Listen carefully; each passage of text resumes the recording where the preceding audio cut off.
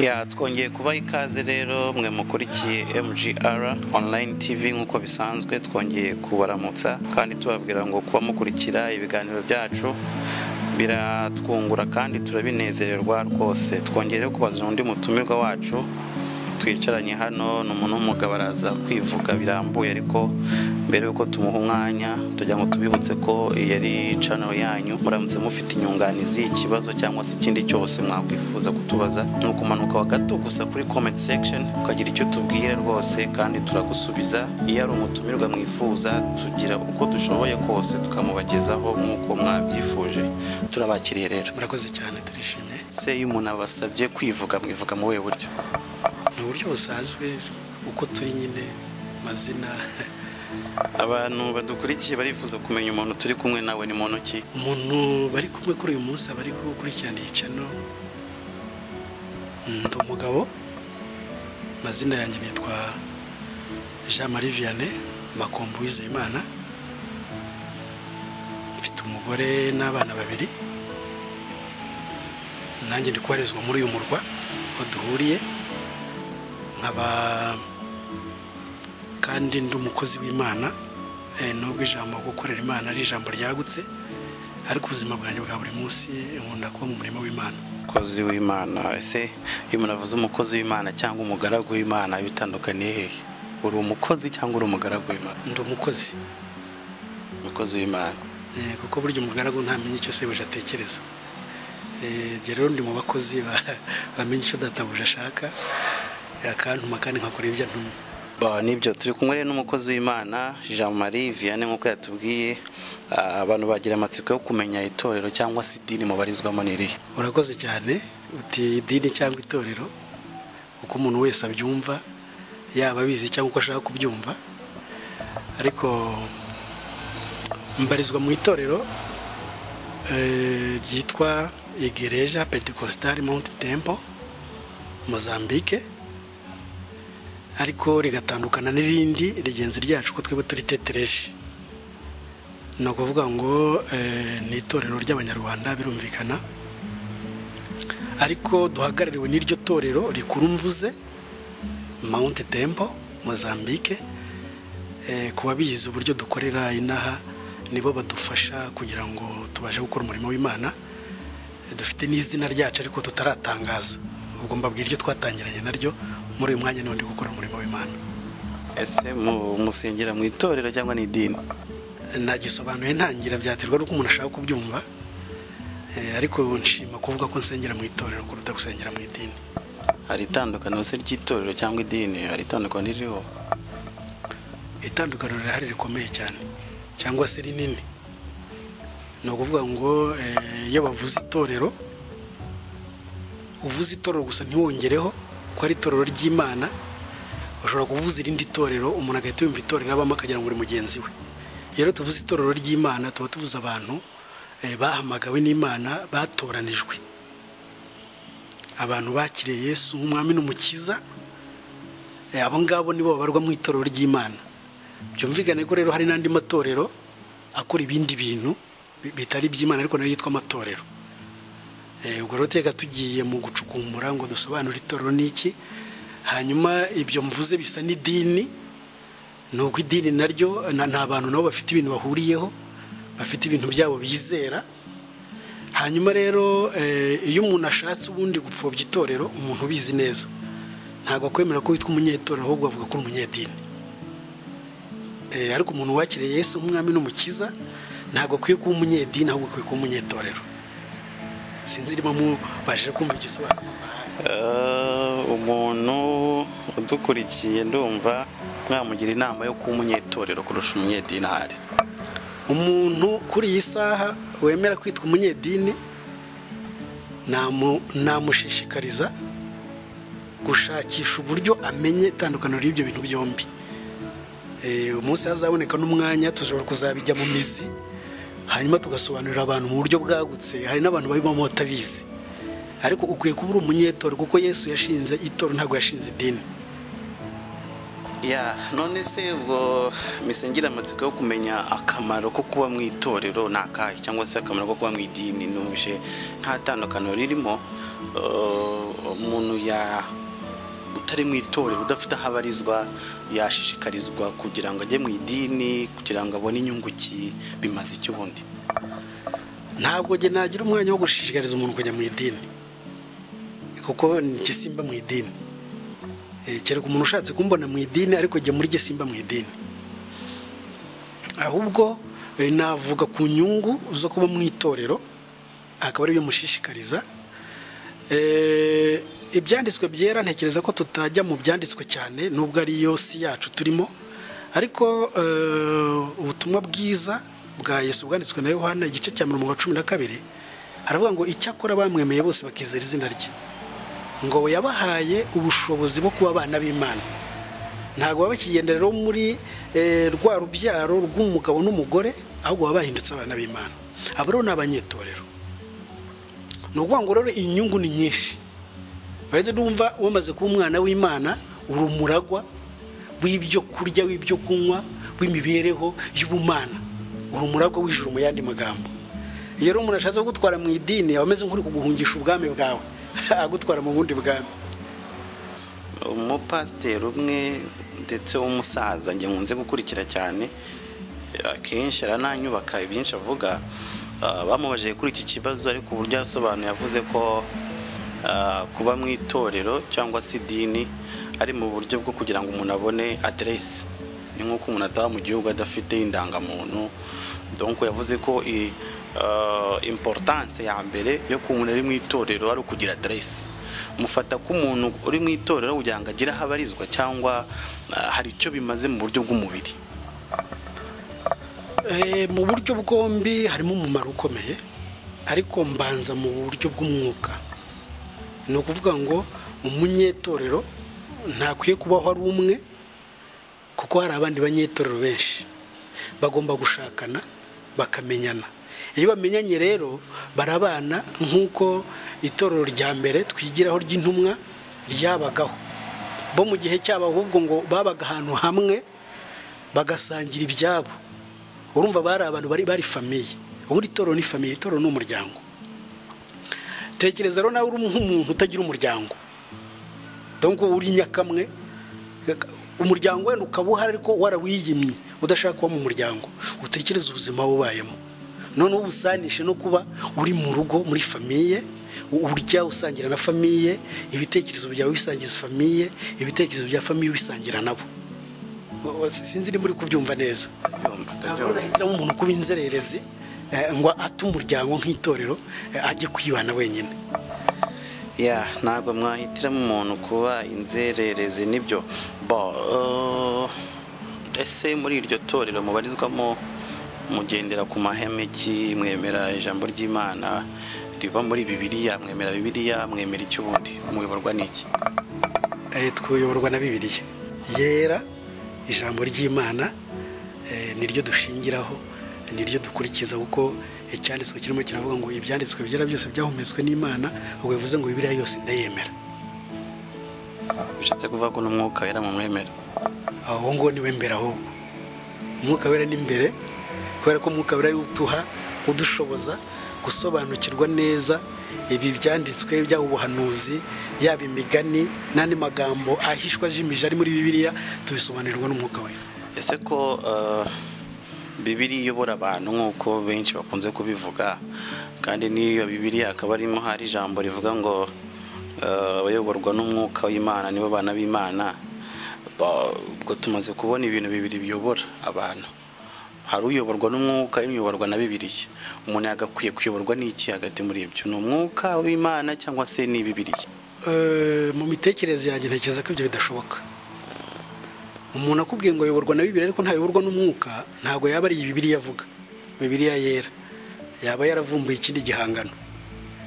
Ariko iyi Bibiliya yera abo tuyihuriyeho abayemera dushobozwa kumva ibyayo n'umwuka wera. Umwuka wera rero kuri jewe n'itorero nsengeramo n'imyizerere yanjye, umwuka wera ni imbere. Ahubwo umwuka wera ni imbere kuruta gusoma Bibiliya.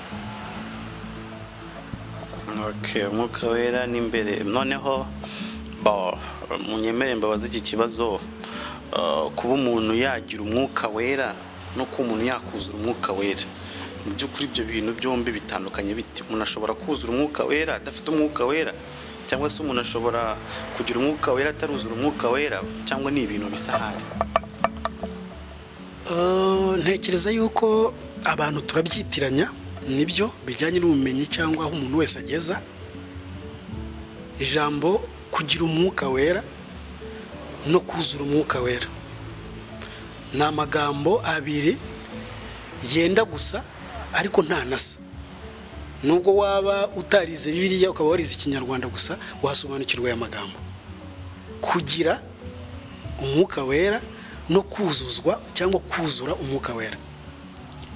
Twari kujya mu byanditswe ariko nakunze yuko tuzabona igihe cyo kuzajya tujya mu byanditswe, wenda akaba ari wo mwanya tukajya mu cyanditswe tugasoma tugasobanura. Ariko uhereye mu gitabo cy'ibyakozwe n'intumwa ugasoma uburyo intumwa zakiriye umwuka wera nk'ukuzuzwa, ugasoma n'ubutumwa bwiza Yesu asura abigishwa be nyuma yo kuzuka ngo hanyuma akabahumekeraho umwuka. No kuvuga ngo ni ibintu bibiri uhita uhuza bigasobanuka. Umuntu wese wakiriye Imana muri we, Imana ubwayo ni umwuka. No kuvuga ngo iyo wakiriye Imana uba wakiriye umwuka muri wowe. Hanyuma icyo bita kuzura umwuka wera ni ukugaragaza imbaraga z'umwuka wera ziri muri wowe. Ni ukugaragaza imbaraga z'umwuka wera ziri muri wowe, bigaragarira mu mirimo. Iyo umwuka wera arimo gukora imirimo muri wowe nibwo abakureba babizi bavuga bati naka yari yuzuye umwuka wera. Cyangwa se icyo twita umubatizo w'umwuka wera, iyo umuntu arimo kubatizwa, iyo umuntu abatijwe umwuka wera yaba ari we yaba n'abamuri bavuga ati ngo yujuje umwuka wera. Ubwo urumva kuzura kw'ikintu ntago babikuye yuko icyo kintu gishobora kuba cyari kirimo ikintu ariko kituzuye. Urumva rero byasobanuka neza umuntu agiye rwose agacukumbura akinjira mu ijambo ry'Imana. Hari kugira umwuka wera iyo ufite Imana muri wowe, warakira Imana ukakira Yesu umwami n'umukiza, already uba watangiye kuyoborwa n'umwuka wera. Ariko hari umubatizo w'umwuka wera abawufite rero igihe kiragira mu gihe bari mu mirimo yabo ya buri munsi y'Imana bakazajya bagaragarwaho n'ibibagaragazaho uwo mwuka. Ariko ibyanditswe bivuga ngo umuntu wese agahabwa ikimugaragazaho uwo mwuka. Icyo gihe nibwo abantu bavuga ngo naka yuzuye umwuka wera. Rwanya ndumva byumvikanye, ariko abadukurikiye uramutse ufite ikibazo cyangwa wumva adasobanuye neza, twakwibutsa ko ari ukujya hasi gusa ukandika muri comment igitekerezo cyawe tukakimubagezaho. Kandi twabibutsa ko turi kumwe n'umukozi w'Imana Jean Marie, turimo tugenda tuganira ibintu byinshi bigiye bitandukanye, ndetse tunabashishikariza kubahiriza amategeko ya leta nk'uko ari, dukaraba intoki, dupfuka iminwa cyangwa se amazuru kubera iki cyorezo twahuye nacyo cya COVID-19. Ese mwacyumvisheho? Iki cyorezo ngira ngo umuntu wese uhumeka wabazimu bashobora kuba usibye no kucyumva amenye yarakibonye. Ese iyi COVID-19 cyangwa se coronavirus muri mwe muyifata nk'iki? Uvuze neza uti kuri iki? Ubwo ni kuri jewe. Coronavirus nyifata nk'icyorezo. Kugeza ubu ngubu abahanga bakise icyorezo, hanyuma abandi bantu umuntu wese yakita uko abishaka cyangwa afite n'ukuri nawe yagishuriwe.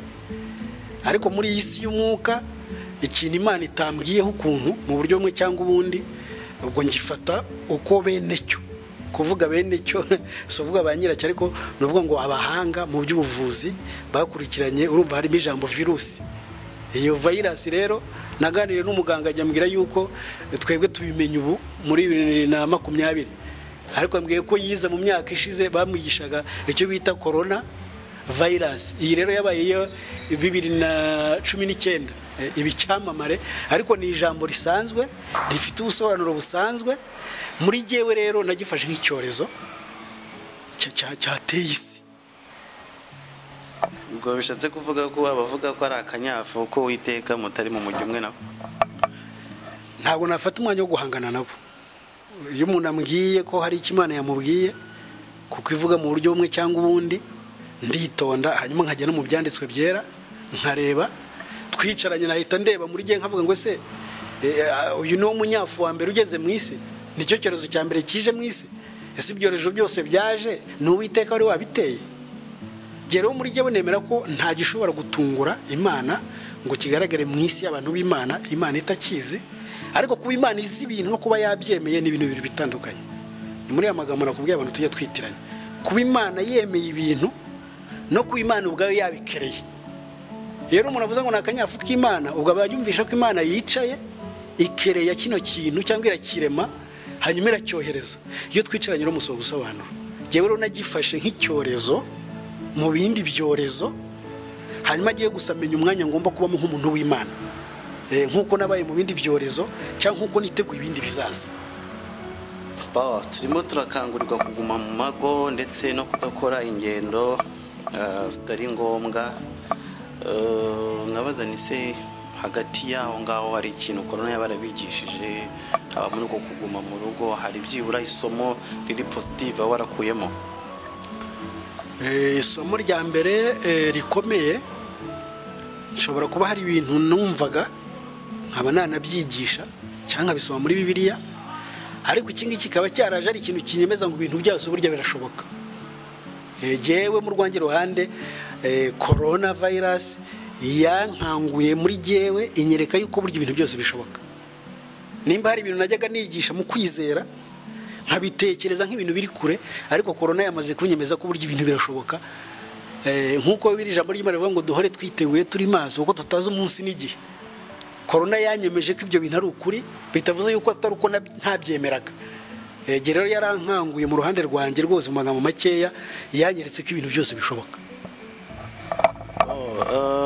Dukomereje muri uwo mujyo rero, hari utuntu tumwe na tumwe njye mbona ku mbuga nkoranyambaga abantu benshi baba bivuga mu buryo bwa komedi, ariko bitavuze ko hari n'abivuga bakomeje, bavuga ko coronavirus bayishimiye kubera ko hari abana mu ngo bari barabuze base, bakaba baraprofise kubona base bazangira igikoma.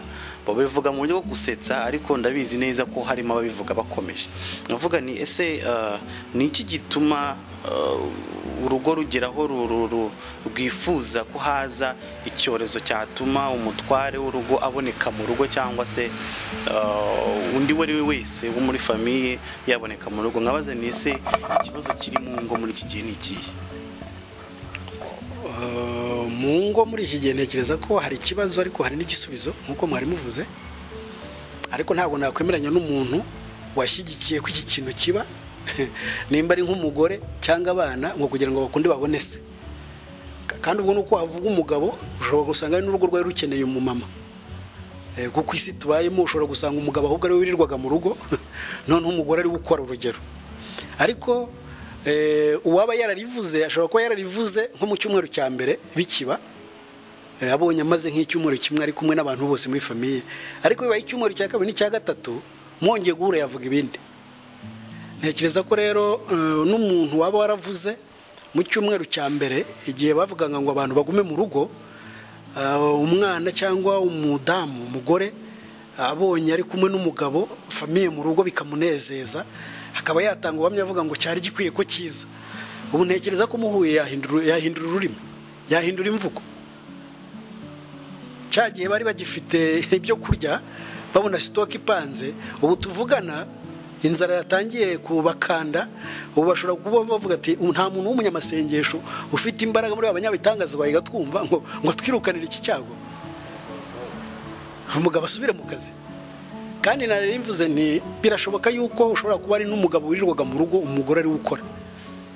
Bose ubu bintu byabaye magererane, cyaducishije bugufi n'ibyo twese dusa nk'abareshya, ariko nta muntu wabyishimira ngo abiteremo indirimbo avuga ngo byari bikwiye kuza. Ntabwo ndi kumwe nabo. Muraza kumbabara nongere nse nk'usubira inyuma gato. Hari ikibazo numva cy'ingenzi nkababajije dutangira twibwirana. Umuntu yakwifuza kumenya, mwatubwiye ko mwamamaze mufite abana n'umudamu, ese mudamu mumaze kingana iki? Umudamu tumaranye imyaka 15, twashakanye muri 2005. Imyaka 15 turimo turayuzuza. Imyaka 15 mubanye n'umufasha wanyu. Turimo turagenda tubona ingo nyinshi turabona abasaza bari kugenda bizihiza baza yubire n'imyaka 50 bari kumwe n'abafasha babo, ako tukabona abasore abajone rwose bari kugenda bakora ubwo divorce nyuma y'imyaka 2-3. Je nkibaza ese hani iki kibura cyabaga gihari mu ngo za kera twabuze mu ngo z'ubu ngubu, murabona bipfira hehe? Urakoze, ni ikibazo cyiza, ariko nkubwiza ukuri,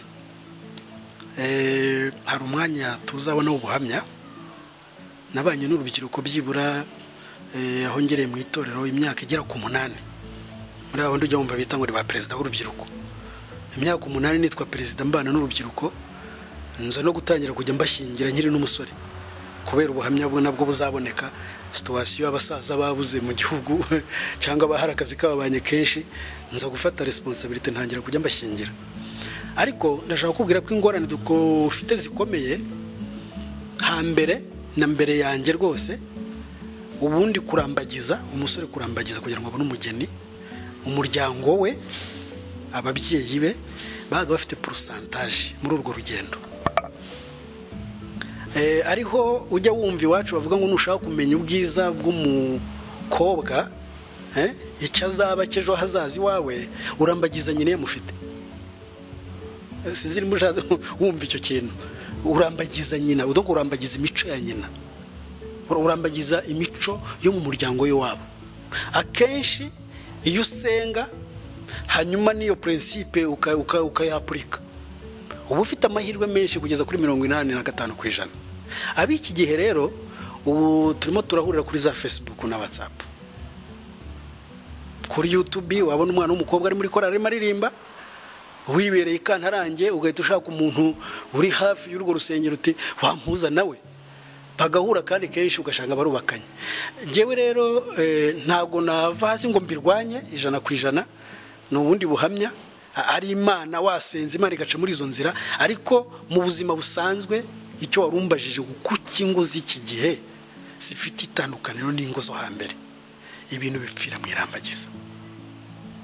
Bipfira mwirambagiza, twibutsa ko turi kumwe n'umukozi w'Imana Jean Marie, turimo tugenda tuganira n'ibintu bigiye bitandukanye, bigatuma nongera kumubaza iki kibazo kimeze gutya.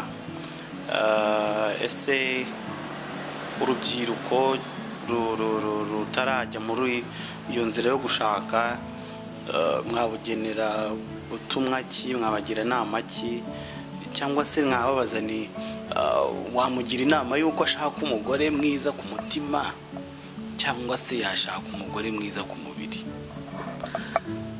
Urugo urwubaka mbere, nshobora kuzaguha ubuhamya cyangwa nkabuhamya batwumva.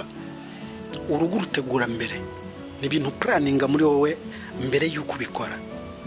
Ntabwo ari ukuryama ngo urote hanyuma numba urose ukumva izo zidasanzwe ubyuka ujya kwa Afrika. Ugomba kubitegura mbere. Ijambo rya mbere ukabanza ukaba umugabo wowe ubwawe, musore ukabanza ukaba umugabo mbere yo kujya kubihamiriza abandi, ukabyise ukareba ko bishoboka. Mu buhamya nzabu ubuhamya bw'ukuntu nigeze kugira umusore nayoboraga muri icyo gihe, hanyuma aza kumbwira ko ashaka kurongora, hanyuma mubaza ibibazo bikeya. Mu byo namubaje ni harya warimutse wavuye kwa grand frère? N'urugero rutoya ngo harya warimutse wavuye kwa grand frère atoya niho nkiba. Mu gihe utarava kwa grand frère ntuzongere kubwira ko ushaka gushaka, kubera ko yanyumviraga, yaragiye arabyitondera, ariyegeranya, ariko atarasohokayo ahubwo aza kundatira ibintu amaze kuzuza kwa grand frère.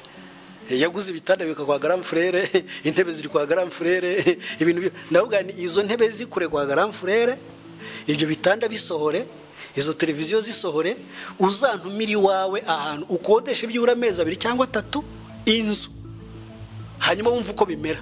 Ushaka umukozi umuhembe uzajya utahuryo ibicyo byo mu rugo.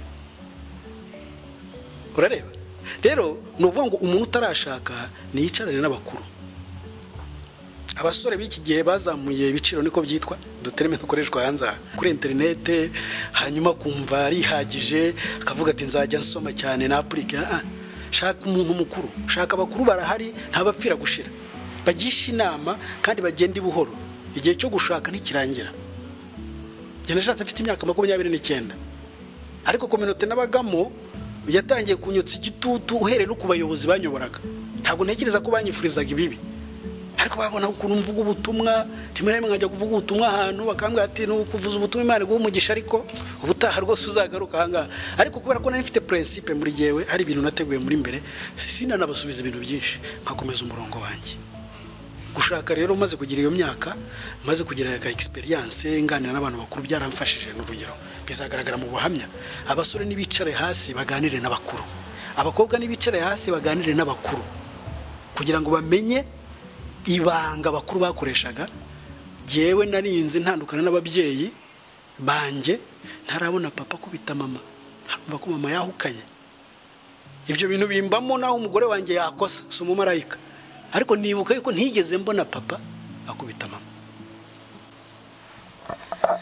kuganira n'abakuru basore rero muramwumva n'abakobwa mwegera abakuru cyane cyane ko utaganiriye na se atamenya hari cyo sekuru yasize avuze ubwo rero turabashimiye kandi dushimiye n'umukozi w'Imana duhaye umwanya wo kuganira nawe tukwibutsa gukora subscribe ugakora like ugakora share ndetse ukagira icyo tubwira rwose murongo hasi kucyo utekereza ku mukozi w'Imana icyo mwifuza ko tuzamubaza mu kimbo cyanyu ndetse tunabwira ko turi kumwe mu minsi iri imbere azatuganiriza byinshi azaduhamya nk'uko mwagiye mubyumva hari ibintu byinshi yagiye anyuramo ndetse dutekereza ko bishobora kugira akamaro sosiyete ya Gikristo idukurikirana turabashimiye cyane murakoze cyane namwe ndabashimiye Imana ibamugishe amen.